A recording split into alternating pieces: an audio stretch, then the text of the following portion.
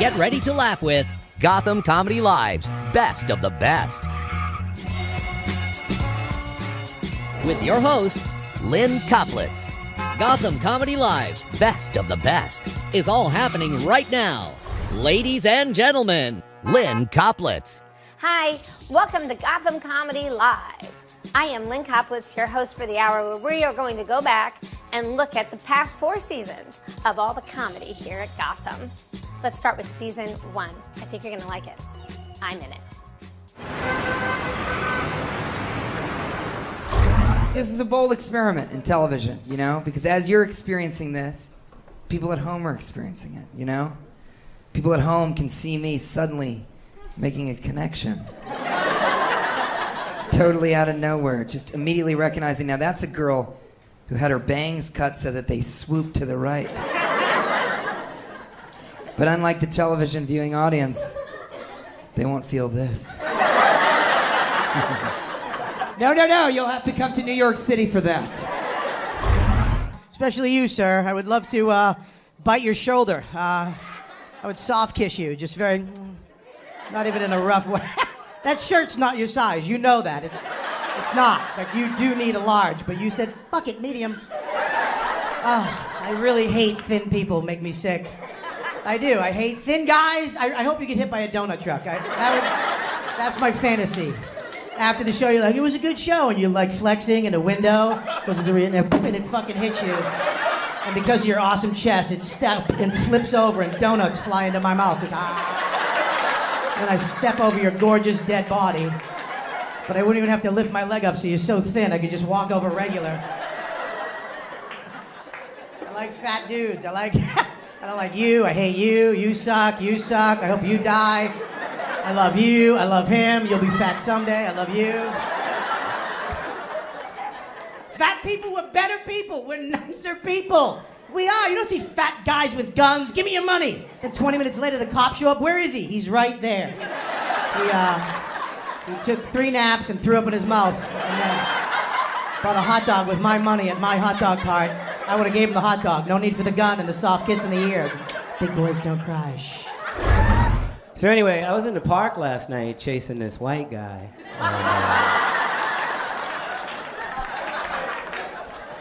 You guys aren't too fast, but you run a really long time. I would have had to have been Kenyan to catch this dude. I mean, run right next to him. What type of shoes are those?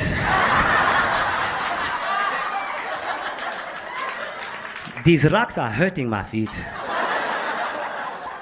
Okay, I see you at the finish line.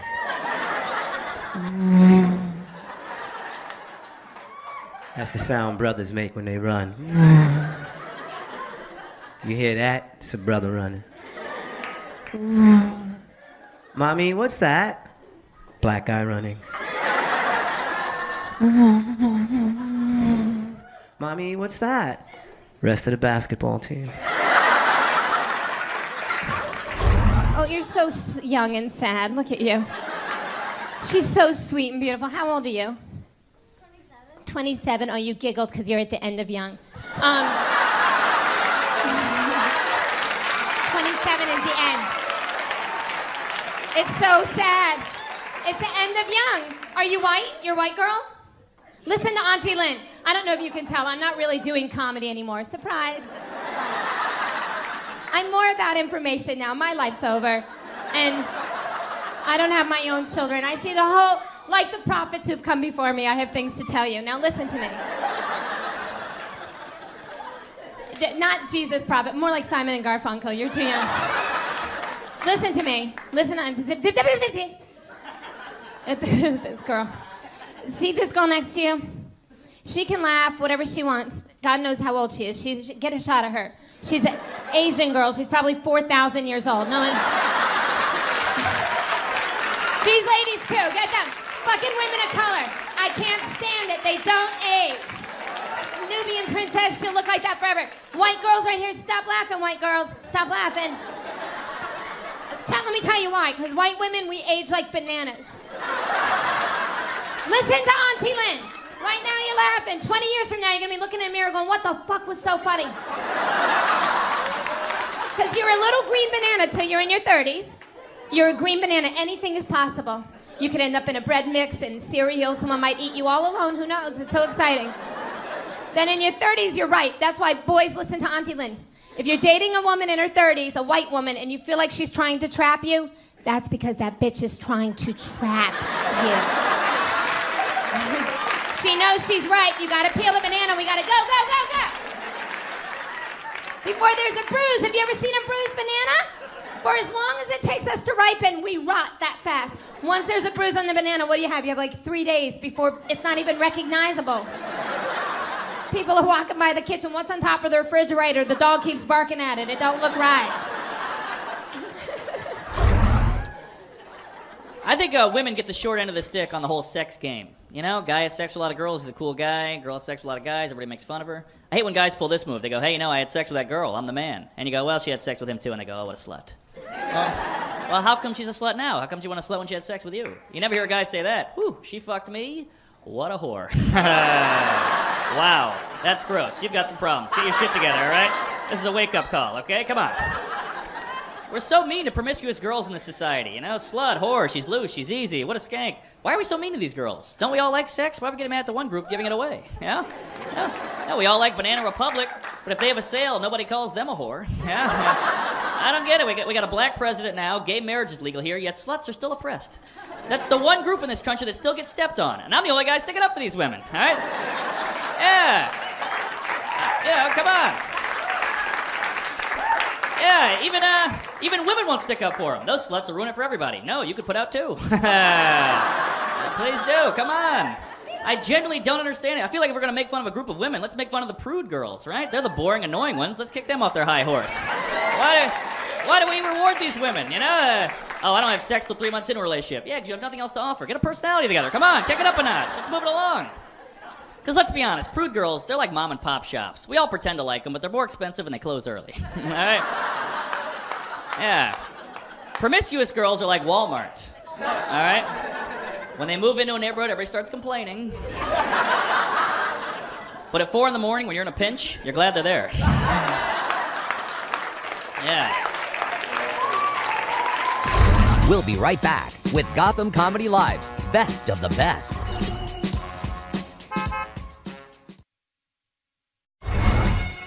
Welcome back to Gotham Comedy Live's Best of the Best. Welcome back. I'm glad you're still here, watching the best of Gotham Comedy Live. Now, what do relationships, New York City, and traveling have in common? Give up? Season 2 of Gotham Comedy Live. Let's watch it. Very excited. I'm going to watch it while my Xanax kicks in with this wine.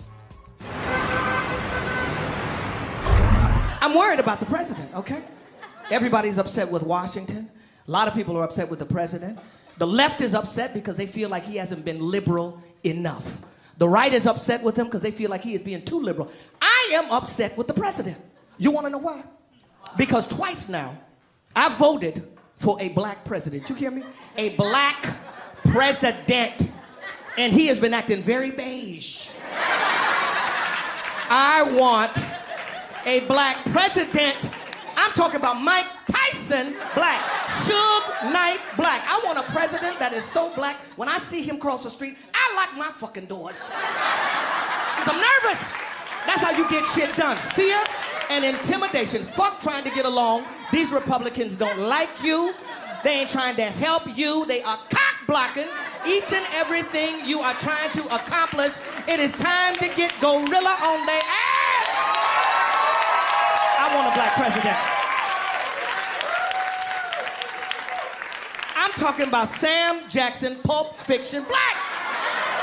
I want a president that don't take no shit. I want a president that is so black. When he walks on the floor of the United Nations, foreign dignitaries look at him and go, not this motherfucker. Sign the treaty, give him what he wants. This is what we need. This is what we need. I want a president that is so black. I'm talking about Wesley Snipes before he fucked up his taxes black. I voted for Blade. I want a superhero in the White House. He should be wearing tights and a cape, flying around the Capitol, making shit happen. That is what we want. I think we're gonna be all right.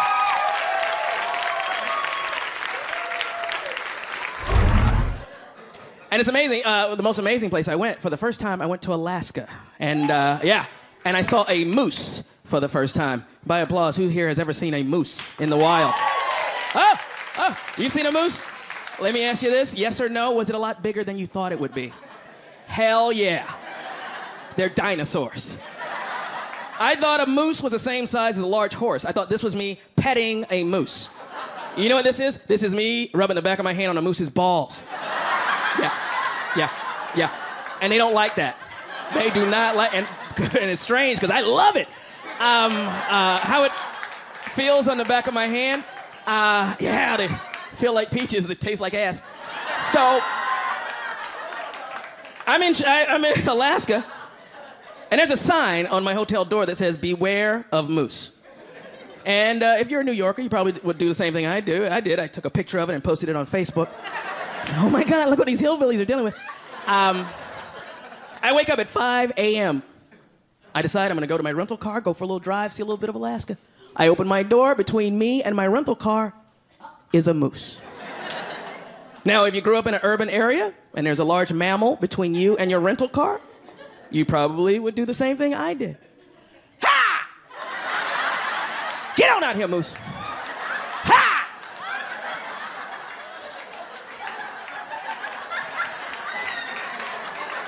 If you'd read the sign on my hotel door, you would have learned the first 3 things you're not supposed to do. Make direct eye contact, make any wild body movements, or any loud noises. Ha!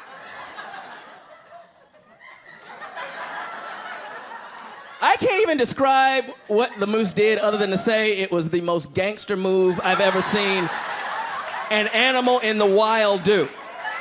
Yeah, the moose is over here. It's quiet. It's quiet in Alaska. There's no subways, there's nothing but mosquitoes.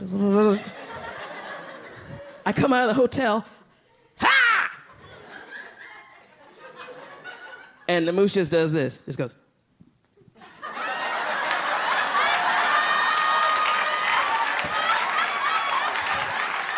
No emotion at all. That was the scary thing. It was like, I'm gonna kill you. Here it comes. I don't want to, that's just what I do. You should have read the sign. Why are you crying? Why are you crying? Why are you crying?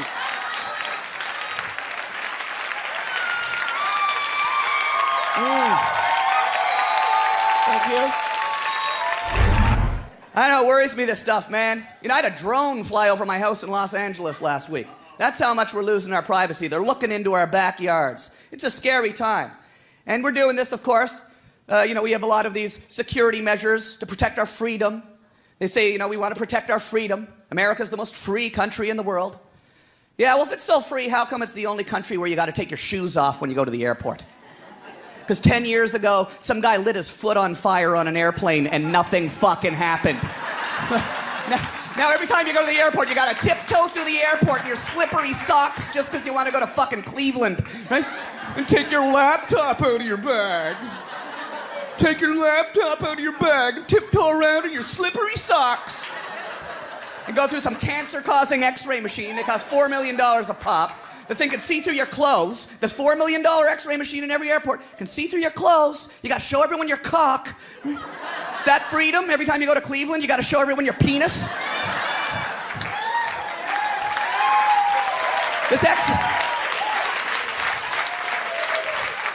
These x-ray machines, they can see through your clothes, but they can't see through your shoes.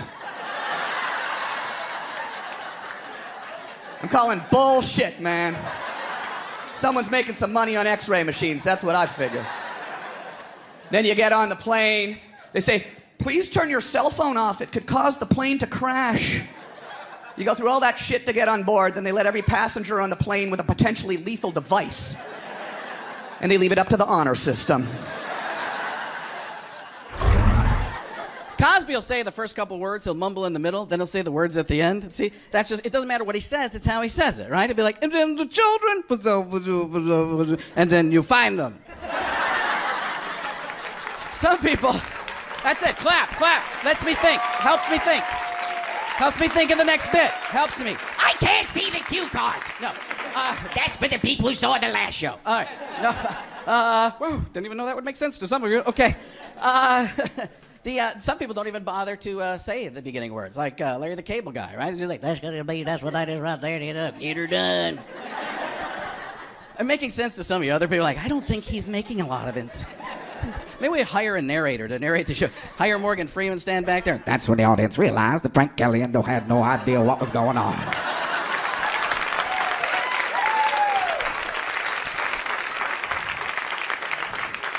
Truth of the matter was, he wasn't sure what he was going to talk about either. He was just going to walk from one side of the stage to the other side.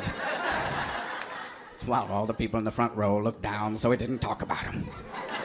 I wish I had Morgan Freeman in my life just to narrate me through situations. Because my wife will ask me those questions. You've heard comedians talk about him a million times. You've probably talked about him yourself. But my wife will ask me that question, do I look fat in these jeans? Well, that's when Frank realized he'd be sleeping on the couch for a while. Truth of the matter is, didn't matter what he said. See, he thought she was looking for an answer. Truth of the matter was, she was looking for an argument. See, from time to time, Frank's wife would give Frank a little test to see how good of a husband he was. Frank had failed many times. We'll be right back with Gotham Comedy Live's Best of the Best. Welcome back to Gotham Comedy Live's Best of the Best. Welcome back again to the Best of Gotham Comedy Live right here in the basement of the lovely Gotham Comedy Club. Okay, now we are on the best of season 3 of Gotham Comedy Live. I'm actually in this season, and there are 3 guys in this season, and I actually had sex with one of them. Watch and try and guess which one it was. Tweet in your responses. I'd love to see if you get it right. I'm sure you won't. I hated myself back then. Think that way. I went to this gay bar called Woody's to be supportive of a gay friend of mine. And while I was there, a man grabbed my butt and winked at me. I was a little weirded out at first, but then I started to feel kind of special.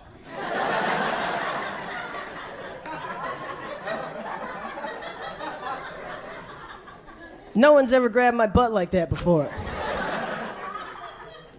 But then, a few moments later, I saw the same man grab another guy's butt. I was devastated.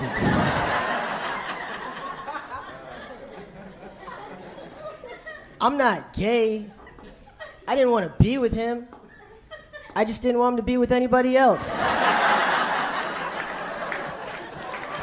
Weird. It's such a weird job. Like, even though it's TV, you guys are all looking at me like, I gotta solve the problem. I can't believe I do this for a living. This wasn't even my goal. I wanted to be a badass. That's what I wanted to be, like a dude who, like, as a kid, I thought I was gonna be vanquishing evil and protecting the innocent. Like, in this position. You know what I mean? With like a girl over my shoulder, I rescued in a teddy and a machine gun. She's like, oh, I'm scared. I'm like, calm down.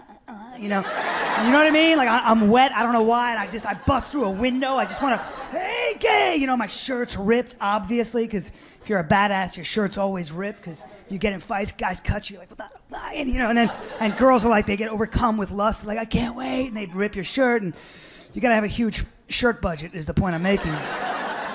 But I'm not, the bummer is you get it to be an adult and you realize I'm not built for that kind of, I don't know if with a woman and a machine gun, I don't know if I could even get air.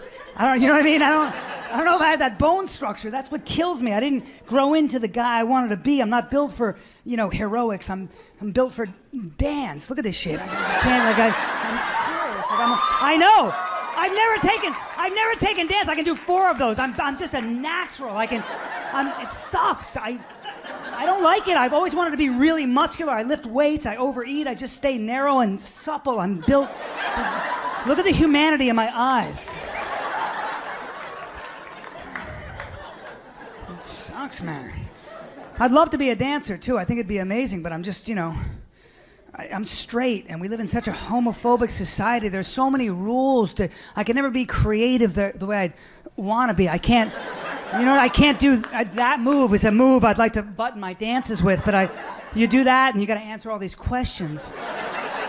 There are so many straight guy rules. It's so ridiculous. We're so homophobic. Like, I can never frolic through wheat. I was thinking about that the other day. I can never just forget my troubles. Like, I can't even run through a wheat field and drag my hand behind me like this. It's not written anywhere. I just know somehow that's suspect. I'll never know what the top of wheat feels like. It sucks. You know? I think I'm allowed to touch the side of wheat. I think I can do this, because he did that in Gladiator. I think I'm allowed to, you know what I mean? But the minute I go from, it's so interesting, the details. The minute I go from here to here, you know what I mean? That's when they're like, wait a minute, he fucks guys, you know? It's not fair. And I don't, for the record, I don't fuck guys unless it's an emergency. And even then, they're like, you're gay. I was in Europe. What are you talking about? Like, I was frowning the whole time. I'm a parent. I got a baby. We named him Blue Ivy. Come on, that's not his name. We wanted to give him a name that told other children he liked children, so we named him Sandusky. And, whoa, I didn't know this was an alumni show. Oh, my God. Whoa. My kid's cute. His name is Lincoln. He's a cute kid, but I feel self-conscious talking about him because I feel like people lie about their babies. You know what I mean? Like, whenever somebody has a baby, they give you the same bullshit phone call. They're like, oh, you gotta see this cutest baby in the world. Oh, my God, it's so cute. But who do you believe? Because everybody says that. But there are a lot of ugly babies out there, man. But you never get that call. You never call the hospital like, oh, my God, she had a baby. How is it? Dude, don't even come. This thing is fucking disgusting. Apparently, our sister's been having an affair with a gremlin the last 3 months. Don't put water on it. There'll be like 8 million of them running around the hospital right now. It's a mess. I get to go home now. I live close here. I live on Sullivan Street, 229, apartment 3B. That's gangsters. That's my real address. I'm not scared of you people. I've lived alone in New York for 20 years. What are you going to do to me? There's nothing you can do that I haven't planned for. You going to rape me? You can't rape me. I'll kiss you on the mouth. How you going to rape that? How dare you, rapist? You think I don't have a rape plan? That's the worst predator on a planet next to a pedophile and a polar bear, and I got plans for them too. You crawl in my window, you're crawling out half the rapist you were when you crawled in. I'm gonna mouth kiss you, I'm gonna whisper I love you, I'm gonna hold you. Did you guess who it was? Did you tweet? Well, stick around. Season 4 is coming up. I didn't fuck anyone in that season, but it's still good. We'll be right back with Gotham Comedy Live's Best of the Best.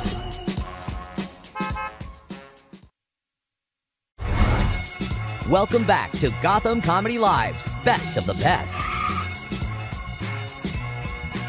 Welcome back to the Best of Gotham Comedy Live. Now we are up to Season 4 of Gotham Comedy Live, and this is the premiere. So you have not even seen these clips yet. This is exciting. Oh, Kellyanne, I'm a little low there. Can you give me more? I'm slow too, but low.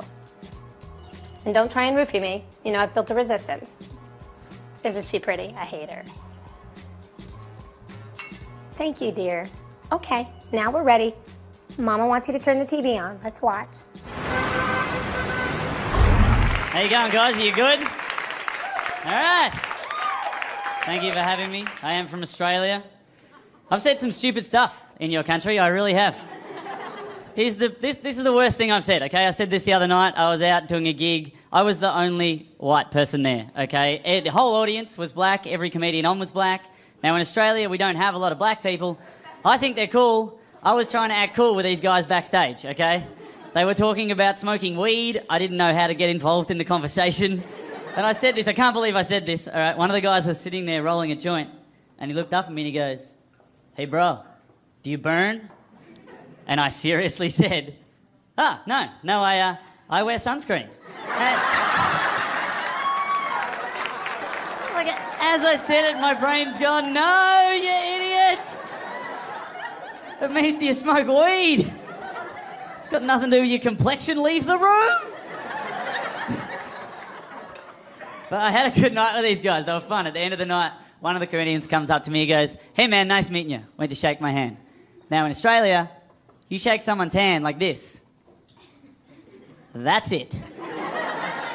No other moves or anything. You've all lived here your whole lives. You can make a judgment on someone and go, he's probably a flick and a twist kind of guy. and you can bluff your way through. I don't know what I'm doing, okay?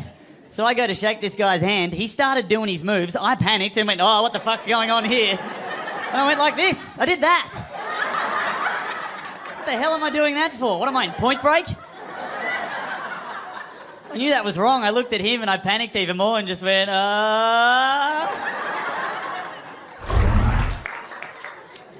Mentally, I am an adult male. I have it together.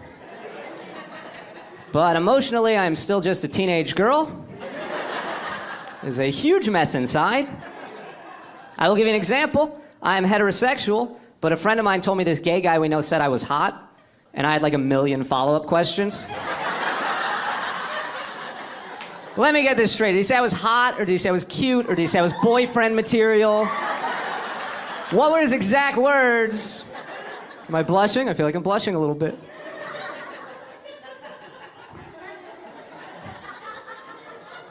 Some guys, they're really homophobic. If they heard that, they wouldn't go near him. But that guy made my month. I'm getting my life together because of him. If I'm going somewhere and I think he's going to be there, I'm not going to do anything with him when I see him, but I definitely think about what I'm wearing before I leave the house. That guy believes in me. I'm not going to let him down.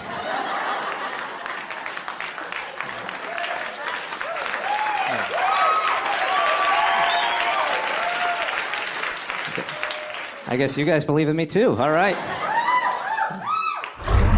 I recently had an epiphany. I found out what type of person I was. It took me a while, but I figured it out. I found out what type of person I was last week when I watched our dog dry hump our kid for 2 minutes before I got up off the couch to find a video camera. That's who I am. That's me as a person. Thank you. That deserves applause. I like being a dad, though. I like watching my kid grow up. I like watching him go through phases. He's going through a phase right now where he likes to tell me who and who does not have a penis in public, louder than me on this microphone. We were at Hooters recently. Kids eat free on Sundays.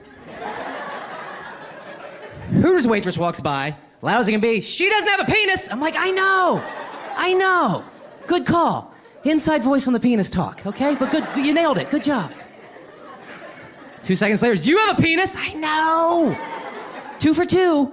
Good job, but seriously, inside voice, penis talk. Mommy doesn't have a penis. I know. Mommy doesn't have a penis. I don't like mommy. Why don't you like mommy? Because she doesn't have a penis.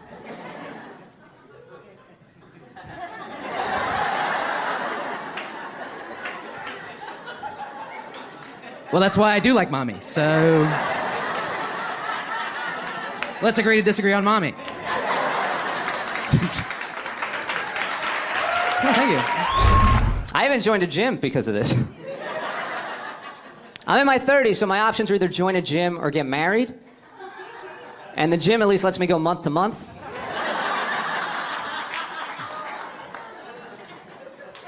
You high-fived on that.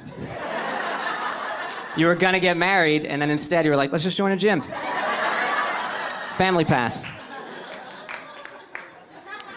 I never thought I would join a gym. In high school gym class, we did a weightlifting unit, and I would just sit around and not do it.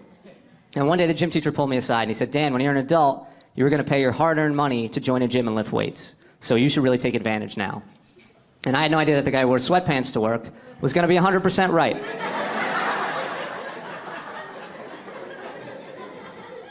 When I signed up, they told me I get a free body fat analysis and fitness test. And they asked me if I want to do that in a group or one-on-one. Who's choosing to do a body fat analysis in a group? Most people wouldn't do it alone with a mirror in the room. Fitness test, that's a big scam. They just want you to hire them to be your personal trainer. And if I'm going to pay someone to pretend to be interested in my body, it's not going to be this guy named Steve.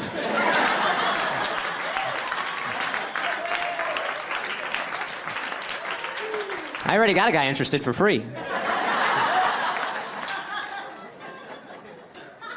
I really just joined the gym because I went through a bad breakup and I thought it would be a good distraction.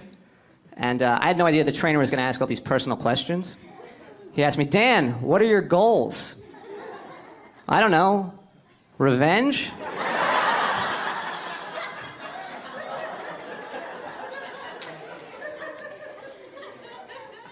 I can't really relate to anybody at the gym. There's this guy I see there, and he's lifting weights every day, but he has a mullet. How do you care so much about how you look, but care so little about how you look? We'll be right back with Gotham Comedy Live's Best of the Best. Welcome back to Gotham Comedy Live's Best of the Best. You are watching the best of Gotham Comedy Live. We have watched all 4 seasons, and now we're watching just specific clips. These clips we're going to watch are some of my favorite because they're featuring some of the funniest vaginas in the business. Suck it, Jerry Lewis. Suck it. I'm trying to date. I recently joined a free online dating website. I joined OkCupid. I'm glad I joined OkCupid. I learned a lot about myself. Like, I learned that I'm a girl. I've never felt like a girly person, but now I know that I am because the sole reason I didn't want to join that website is because I still wanted the story. I think every woman in here wants the story of how you met your boyfriend or how you met your husband, and you want it to be a good one. But I'm a comic. I want my story to be epic. I want my story to be something like I was standing on the subway platform and I was texting, but I lost my balance and I dropped my phone in the tunnel. And then as a train was coming, this dude jumps in the tunnel, nearly gets hit by a train, jumps out, hands me my phone, and his name and number are already in it.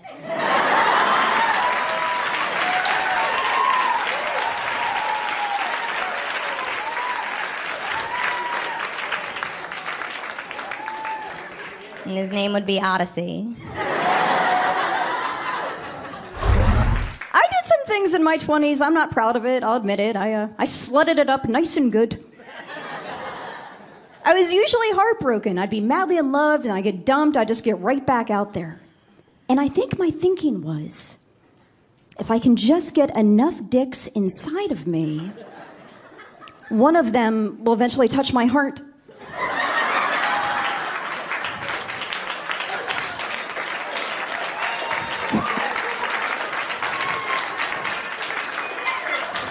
My dad loves that joke. Loves it so much. My dad is a 75-year-old devout Irish Catholic widower from the Bronx. And he's old now, but he was old at 35. He came out of the womb with a mortgage and ulcer, doers on the rocks. And I don't know if you guys know this, Irish Catholics don't have feelings. Like, I was proposed to 3 years ago, and I said no. Which is a tough thing to do, but it's what you should do if that's the way you feel. But I made the mistake of calling my dad afterwards, and I was just in hysterics. I was like, Dad, the only man who's ever loved me proposed, and I said no, and I'm gonna die alone, I'm never gonna have a baby, and I really want to get a dog, but I'm never home. And my poor dad was just ill-equipped. He's like, you're gonna be sad. You're gonna be sad for a good long while, but then you get yourself a new hairdo and you'll be fine. And that's when I became a redhead. Yeah.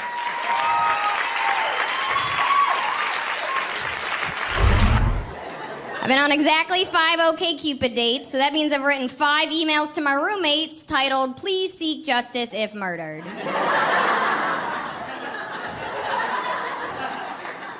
For anybody that is trying to online date, I want to give you some hope. I did meet a dude online. It didn't work out, so it's a weird way to give hope. But you have to understand, there's still people that don't use their credit card on the internet. I fucked a dude from the internet. I'm like a success story and a survivor. I want a t-shirt. I think he was my boyfriend. He always texted me back. If you want to know anything about the modern woman, if you text me back before my friends do, you are my boyfriend. That's how that shit works now. But it's because of him I found the one benefit of online dating, which is he was the hottest man I have ever dated in the history of my life. So everybody I've ever dated was over here, and he was over here with like kittens and rainbows and other things I enjoy Instagramming. And it's strange, because I think most people know that when you meet somebody in person, you connect. And it's through that connection that you build an attraction. And it's through that method of dating that I have accidentally dated a lot of ugly men. But But you can't do that online. There's nothing to connect with. If you've never online dated, this is exactly what happens. You go through a really bad breakup and you're single for like a year. And you get really sad, and your friends are like, oh my God, you're so sad. Maybe you should do that over there with the other sad people. So you make new friends, and they introduce you to online dating, even though it's never worked out for them. So you go home, you make a profile, you cry, and you judge the shit out of people. You do, it's really easy. You go, oh, those are your eyebrows? I'm not doing that. I take care of my face, maybe you should take care of yours. Oh, you mountain climb, that looks really fun. I'm not doing that. I don't have the energy or the time or I'm not gonna fuck you and then mountain climb. That's a really long day. Right?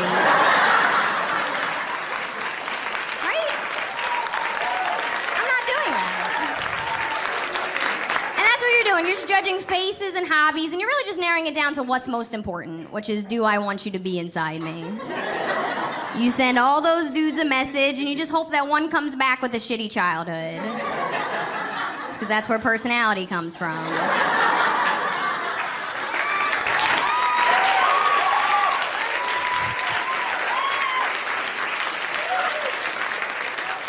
That's why I've been so charming.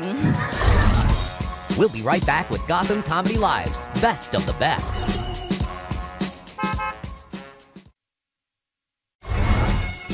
Welcome back to Gotham Comedy Live's Best of the Best.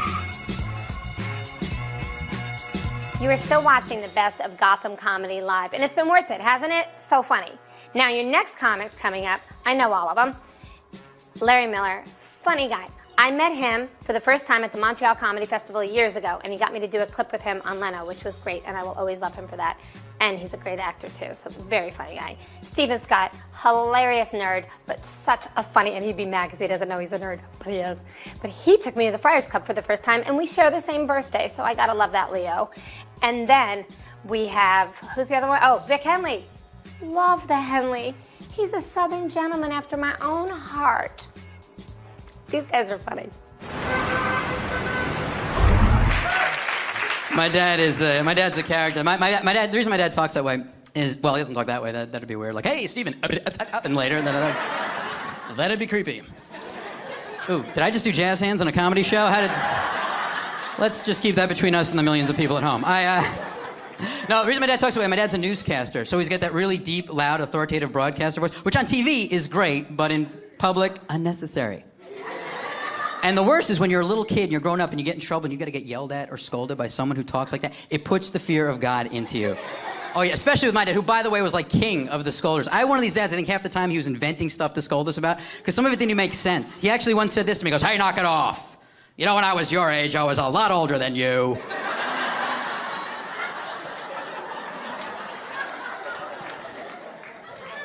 I think Dad's been drinking. But the worst, though, is if ever I was so bad that my mom would have to go and, like, call him up at work. You know when moms finally are fed up? They've had enough. That's it. I'm calling your father. That was the worst, because he was already in that newscaster frame of mind. So whenever I'd get yelled at, I always felt like I was a breaking story. Oh, yeah, he'd pick up the phone in that newscaster cadence. He didn't play. Like, how's your father? Your mother just told me what you did. Well, I'll tell you something, mister. You're in a lot of trouble. And you're going to get it when I get home. Tonight at 11.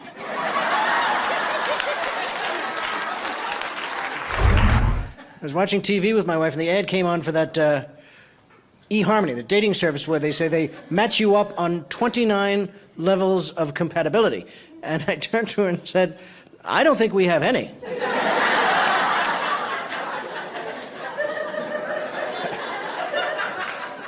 And she said, any what? And I said, the 29 levels of compatibility. And she said, yes, we do. I said, no, we don't. And she said, we have all of them. And I got out the dictionary to look up. I looked up compatibility. It says, capable of living together harmoniously or getting along well together. And she said, oh my God, we don't have that.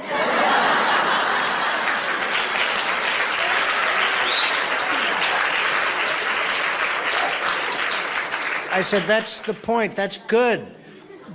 Marriage has nothing to do with compatibility. Okay? First time you can't make a house payment, it doesn't matter that you both like red.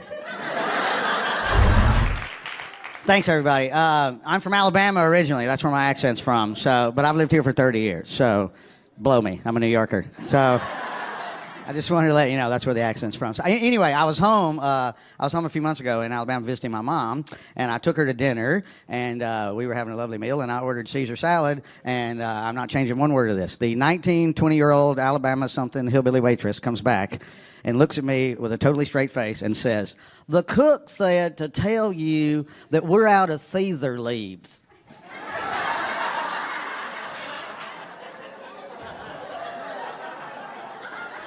Right, okay. Sometimes in comedy, you see something, you have an idea, you go on stage, you work it out a couple of weeks on the stages of New York City, and it actually turns into a joke. And then sometimes in comedy, you're just sitting at dinner with your mother and the heavens open up, and a moron flies in on a Pegasus unicorn of idiocy, and with a completely straight face goes, "The cook said to tell you we're out of Caesar leaves." I was like, "Romaine?" She goes, "I don't know. He just said to tell you that we're out of Caesar leaves." My mom is my mom is funny too with the messages. Her problem is the opposite. My mom will call you up. You know, if somebody has a story to tell you, they'll call you up on your machine and they'll say, "Hey, dude, I got a funny story for you. Call me back." And then you call them back and they tell you the story. My mom just leaves the entire story on the answering machine. And it's not even important stuff. It's like where she went shopping that day, medical updates from distant family members I hadn't even seen since I'm 8, you know? So I basically got a brand new phone number just for my parents to leave me their crazy messages. And I have a good old-fashioned answering machine to go with it, with the button. So now when I'm home and they call, I listen to their messages like this. Beep. Hi, sweetie, it's your mother. Remember me? I'm the woman who gave birth to you. It's been 3 days and I would like to know that you're still alive. Look at me, I'm sitting here and I am reading through the obituary column. And I am not seeing your name anyplace. So I'm expecting a call. Love you. Beep. Yeah, Steve, it's your father here. I'm in the car. Your mother's calling. I don't know where you are. So, of course. Beep. Hi, sweetie, guess who? I love Guess Who, like I have no idea whose voice. Sweetie, it's Mom. Where are you? Wait, lunch next weekend. Because it's your sister's birthday. And everyone's coming over and we're shopping yesterday and I bought the most beautiful 30% off. I couldn't believe it. And the woman with him, because Aunt Sylvia's stool sample came back from the lab. I don't know, the doc, when I was 9.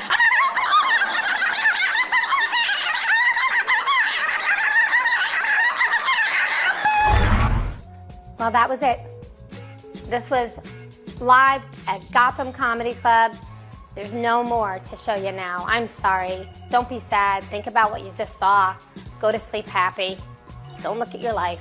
Just watch the comedy. That's what I do. Kelly, could you please rub the bar just a little louder? Is there any fucking way you could do that? In the last final second, she's got to rub the bar so fucking loud. Poor kid. It's okay. Don't feel bad. That's how she builds character. Watch us on Thursday nights on Access TV, live at Gotham Comedy Club. It'll keep you from beating your children.